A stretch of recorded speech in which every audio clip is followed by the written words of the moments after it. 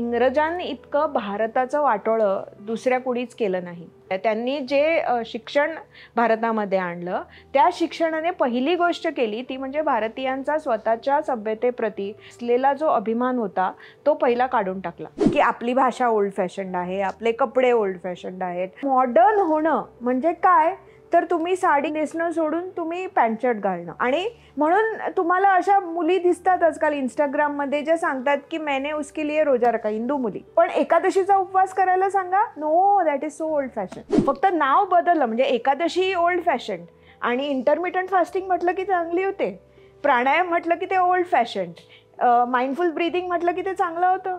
दोष माझ्या पिढीचा आहे, कारण माझ्या पिढीलाच मुळात आपली संस्कृती समजलेली नाही आहे. त्यामुळे आम्ही आमच्या मुलांपर्यंत सुद्धा ती मूल्य रुजवण्यात आम्ही कुठेतरी यशस्वी झालोय.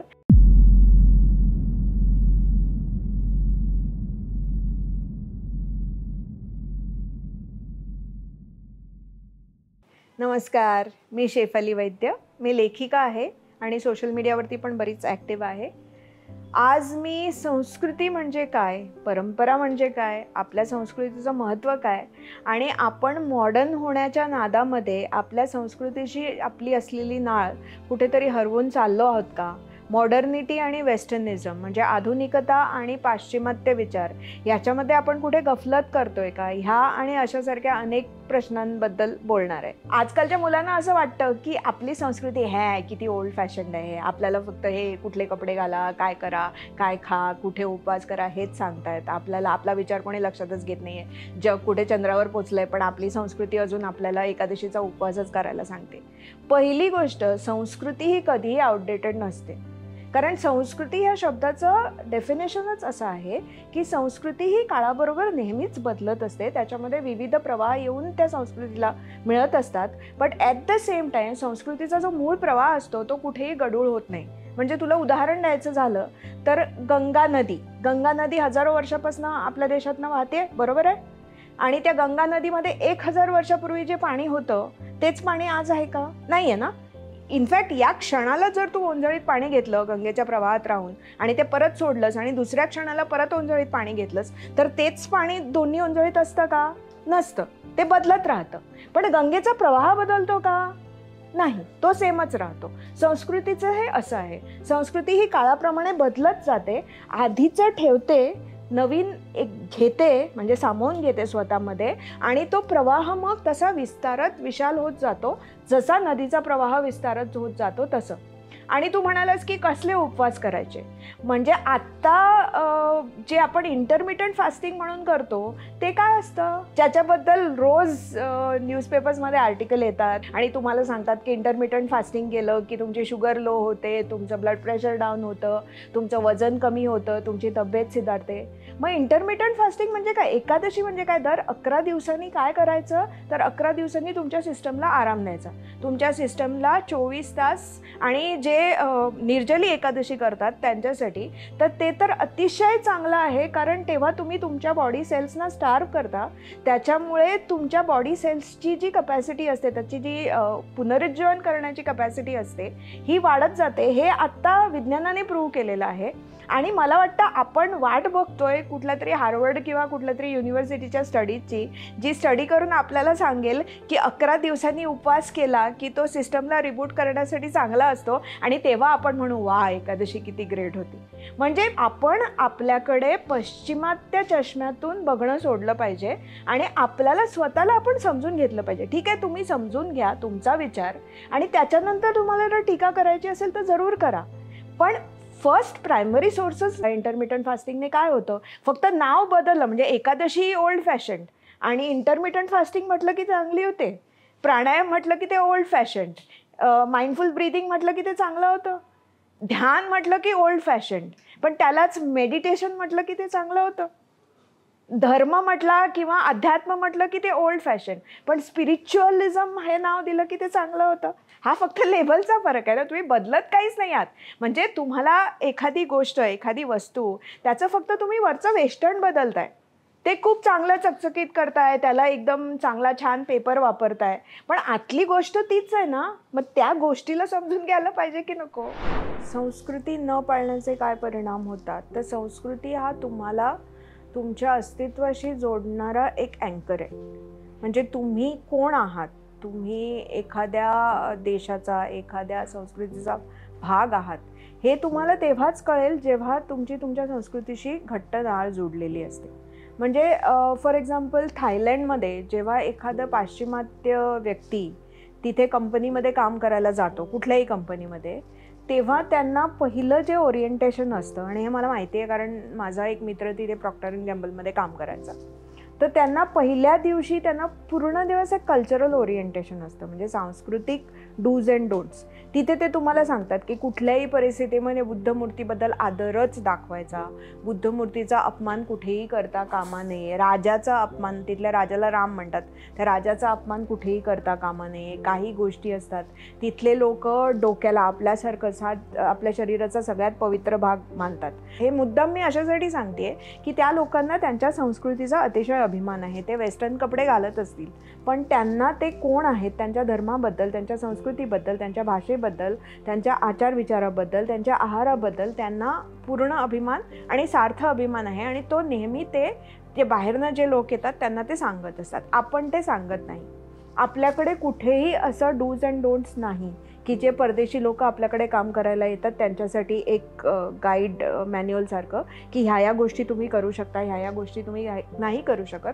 कारण आपली जी पिढी आहे, सर्वसाधारण जी पिढी गेल्या 2 पिढ्यांमध्ये म्हणू शकतो आपण, त्यांना मुळात स्वतःच्या संस्कृतीपासून ते हळूहळू जास्त विलग होत आहेत. आता तुम्ही जर बघितलं फॉर एक्झाम्पल कुठल्याही मोठ्या IT कंपनीमध्ये जर ईदच्या दिवसामध्ये जर एखादा तरुण IT इंजिनियर जर त्या धर्माचा असेल तर तो अभिमानाने सांगतो की माझा आज रोजा आहे.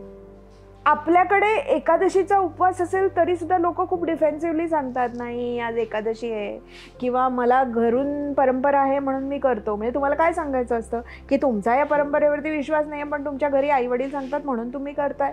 तुम्ही हेही सांगू शकता ना की हो आहे माझा विश्वास, मी करतो एकादशी मोठ्या अभिमानाने. पण आपण बऱ्याच वेळेला इतके डिफेन्सिव्हवरती जातो. आयडल वर्शिप इज बॅड असं तुम्हाला काही संस्कृती सांगतात. का सांगतात? त्यांच्या दृष्टीने ते वाईट असतं. तुम्ही मूर्तीपूजा करता, पहिली गोष्ट तुम्ही आयडल वर्शिप करत नाही. ही ज्या मूर्तीमध्ये तुम्हाला त्या निर्गुण निराकार ब्रह्माचं प्रतिनिधित्व दिसतं त्या मूर्तीची तुम्ही साकार सगुण रूप कल्पून तुम्ही त्याची पूजा करता. त्याच्याबद्दल तुम्हाला अभिमान असायला पाहिजे. तुम्ही का सांगत बसता की नाही मी मूर्तीपूजा करत नाही, मूर्ती म्हणजे एक सिम्बॉल आहे वगैरे वगैरे वगैरे. त्यांना आवडत नाहीये ते, पण तुम्हाला तरी अभिमान असायला पाहिजे की नाही तुमच्या परंपरांचा. हो जातो मी वारीला, हो करते मी पूजा, करते मी वटसावित्री, तुमचा काय प्रॉब्लेम आहे? हे आपण का विचारू शकत नाही ठामपणे? आपल्या परंपरांना किंवा संस्कृतीला नावं ठेवणं ही फॅशन आत्ता झालेली आहे दुर्दैवाने, आणि हे करणारे आपलेच लोक आहेत. ह्याचा मला फार दुःख होतं. एक पुस्तक आहे इकडे, राजीव मल्होत्रांचं बीइंग डिफरंट हे ओरिजिनल पुस्तक आहे, त्याचा हा मराठी अनुवाद आहे, धर्म माझा वेगळा. तर हे पुस्तक जर तुम्ही वाचलं तर तुम्हाला कळेल की आपल्याकडे केवढं काही आहे. आणि मी फक्त हे संस्कृतीच्या दृष्टीने म्हणत नाही आहे, तर तत्त्वज्ञानाच्या दृष्टीने, विज्ञानाच्या दृष्टीने, आध्यात्मिकतेच्या दृष्टीने आपलं जे धर्मतत्त्वज्ञान आहे, आपली जी जगायची संस्कृती आहे ती इतकी श्रीमंत आहे, इतकी पुढारलेली आहे की त्याच्या पुढे पाश्चिमात्य विचार हा वेगळा आहे. पण आपण आपल्याकडे बघतानाच त्यांच्या चष्म्याने बघतो, जे मी परत परत सांगत आलेली आहे. त्याच्यामुळे आपल्याला एक न्यूनगंड आहे, आणि जो न्यूनगंड ब्रिटिश राजवटीने जाणीवपूर्वक खतपाणी घालून तो रुजवलेला आहे आपल्यामध्ये, की आपली भाषा ओल्ड फॅशन्ड आहे, आपले कपडे ओल्ड फॅशन्ड आहेत, आपल्या पद्धती, आपल्या चालीरीती ओल्ड फॅशन्ड आहेत. आणि जे सगळं मॉडर्न होणं म्हणजे काय, तर तुम्ही साडी नेसणं सोडून तुम्ही पॅन्ट शर्ट घालणं. मॉडर्न होणं म्हणजे काय, तुम्ही कुंकू न लावता तुम्ही बाहेर जाणं. आणि म्हणून तुम्हाला अशा मुली दिसतात आजकाल इंस्टाग्राममध्ये ज्या सांगतात की मैंने उसके लिए रोजा रखा, हिंदू मुली. पण एकादशीचा उपवास करायला सांगा, no, that is so old fashion. ही जी डायकोटॉमी आहे, हे जे स्वतःच्या संस्कृतीला न समजून घेता दुसऱ्या संस्कृतीचं अंधानुकरण आहे, तर ते जर करायचं नसेल तर त्याच्यासाठी आपली संस्कृती काय आहे हे मुळात समजून घेणं, ती पाश्चिमात्य विचारापेक्षा कशी वेगळी आहे आणि ते वेगळेपण हे चांगलं कसं आहे हे जर समजून घ्यायचं असेल, त्याच्यामध्ये अभिमान जर बाळगायचा असेल, तर हे पुस्तक तुम्हाला खूप उपयोगी ठरू शकतं. आणि मुद्दाम प्रत्येकाने वाचावं असं पुस्तक आहे. थोडं समजायला जड आहे, पण तरीसुद्धा प्रयत्नपूर्वक हे पुस्तक वाचावं, यातल्या संकल्पना समजून घ्याव्या, आणि तर तुम्हाला एक कॉन्फिडन्स येईल आणि दुसऱ्यांचा तुमच्याकडे बघायचा दृष्टिकोन हा किती तुच्छतादर्शक आहे आणि तुमची संस्कृती, तुमचा धर्म, तुमचा अध्यात्मविचार, तुमचं विज्ञान हे किती प्रगत होतं हे तुम्हाला कळू शकेल. इंग्रजांनी भारतीय संस्कृतीचं भलं केलं किंवा इंग्रजांनी भारतीय संस्कृतीचा विनाश केला, हा प्रश्न इंग्रज इतिहास आणि भारताचा इतिहास ज्यांनी थोडाही जरी वाचला असेल त्याला हा प्रश्न कधीच पडणार नाही. कारण इंग्रजांनी इतकं भारताचं वाटोळं दुसऱ्या कुणीच केलं नाही.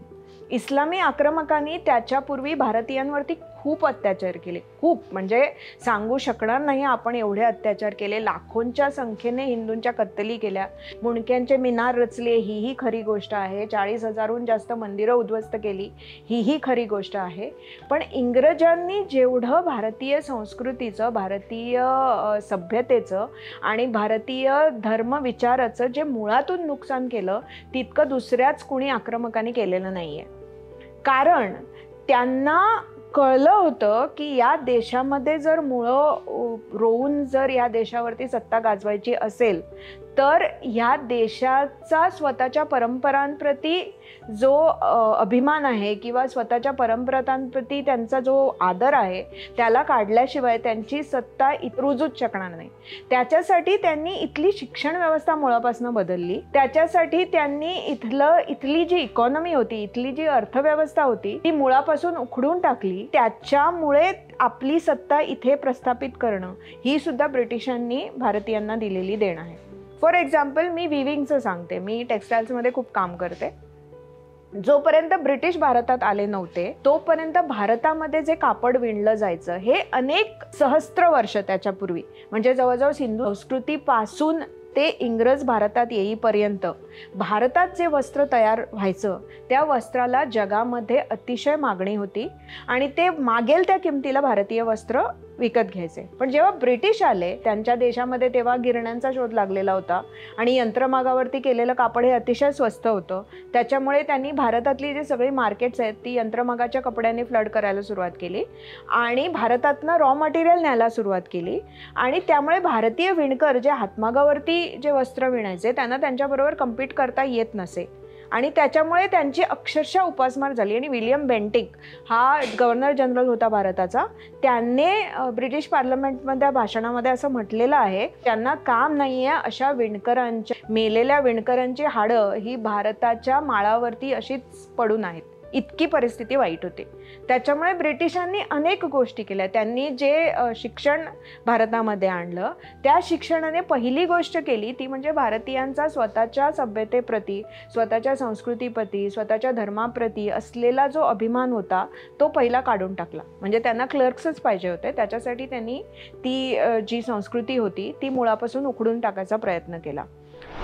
मुला-मुलींचं आपल्या संस्कृतीच्या बाबतीत ब्रेनवॉश होत आहे का ह्याच्यापेक्षा मला असं म्हणायचं आहे की आजच्या तरुण पिढीला आपली संस्कृती खरं तर समजलेलीच नाही आहे मुळापासनं. आणि तो त्यांचा दोष नाही आहे, तो दोष माझ्या पिढीचा आहे. कारण माझ्या पिढीलाच मुळात आपली संस्कृती समजलेली नाही आहे. त्यामुळे आम्ही आमच्या मुलांपर्यंत सुद्धा ती मूल्य रुजवण्यात आम्ही कुठेतरी अयशस्वी झालो आहे आणि ही आमच्या पिढीची चूक आहे. आणि आमच्या पिढीलाही आमच्या आईवडिलांच्या पिढीने काही शिकवलं नाही ही त्यांची चूक आहे. म्हणजे इंडिव्हिज्युअल्सबद्दल नाही बोलत आहे मी जनरल एक सांगते प्रवाही. आपण काय केलं, आपल्याकडे सध्या जे आपण शालेय शिक्षण जे घेतो ते शिक्षण तुम्हाला शक्य असेल तितक्या वेगवेगळ्या पद्धतींनी तुमच्या मुलांपासून ते दूर नेतं.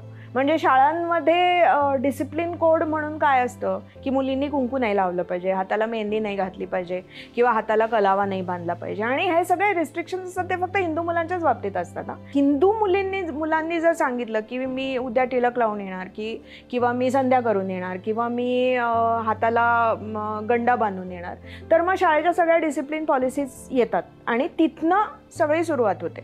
बरं, आपल्या आईवडिलांना असं वाटतं की इंग्रजी शिक्षण मिळालं म्हणजे मुलं खूप शहाणी होतात, त्यांची एम्प्लॉयबिलिटी वाढते आणि त्याला कारणही आहेत, त्यात मी सरसकट टीका नाही करणार.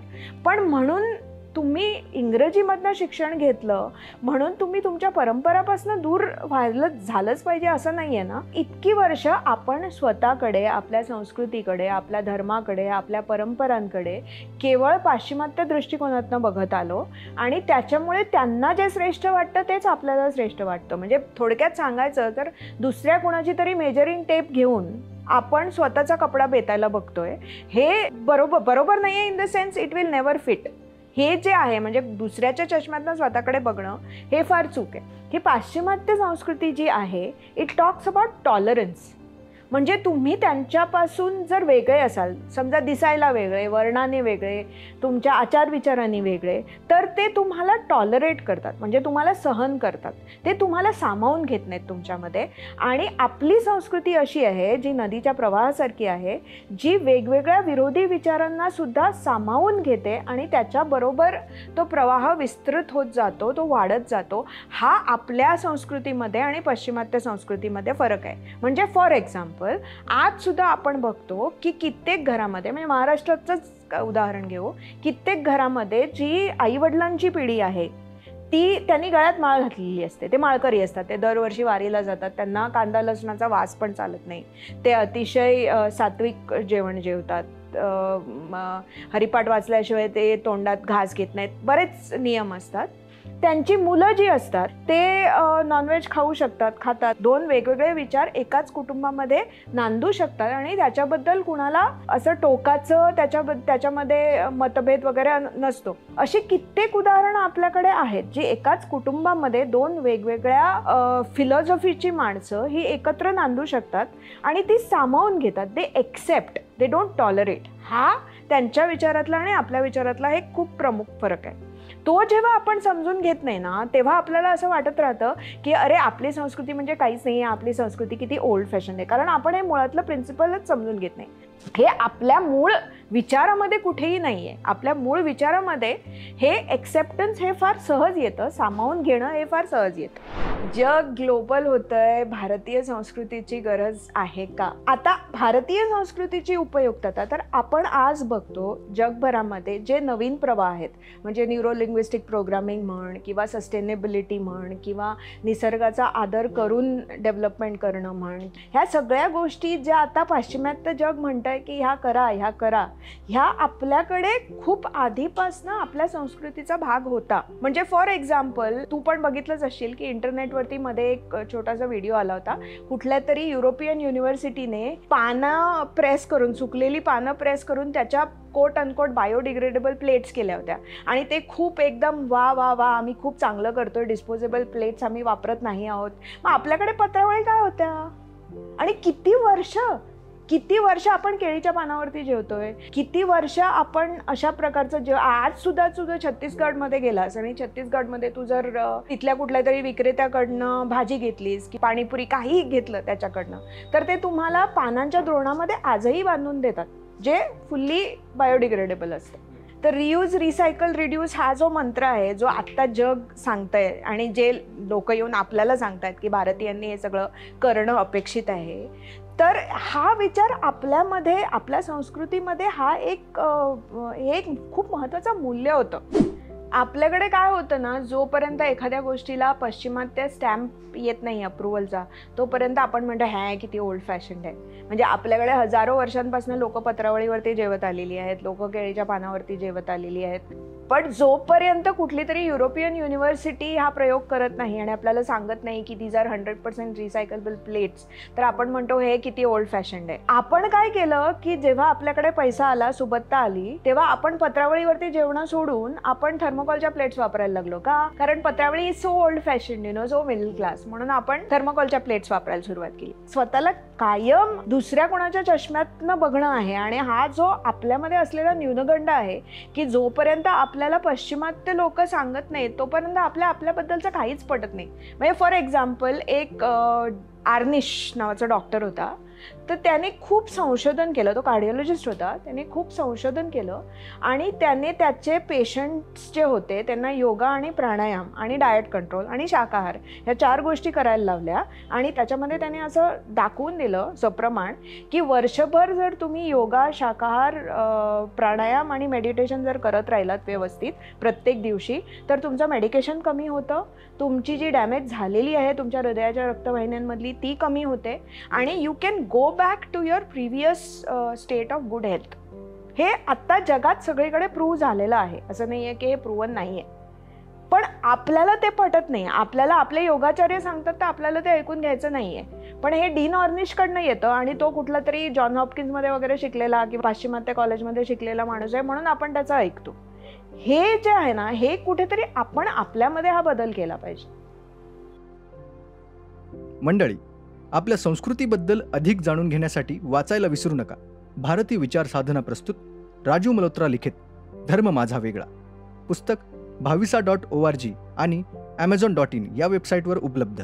लिंक डिस्क्रिप्शनमध्ये दिलेली आहे.